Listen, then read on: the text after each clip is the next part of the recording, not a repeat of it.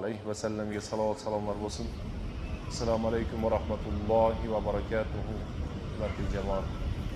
Allah Teala'ya maqtovlar hamd va sanolar olsun. Peygamberimiz Muhammed Mustafa sallallahu aleyhi ve sellem'e salavat salamlar olsun. Şu chaqiriqlar bayda kelgan oqsoqollar, jamoatlar, mehmonlar, el yurt hammani kelgan qadamiga Alloh taolo savob hasanatlar yozsin. Ehson uyushtirib sohibi xonadan dasturxon solib berdi, bizni mehmon qildi. Alloh taolo ehsonlarni qabul qilsin. Kela yoshlarga ham Alloh taolo baxtli, saodatli hayot bersin. Shu yerda bir to'yda ehsonni guvoh bo'lib o'tiribmiz.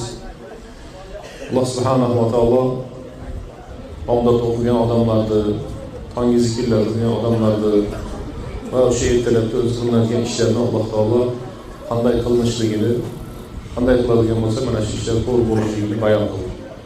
Biz endi bu yerga kelgan jamoat bomdodda o'qib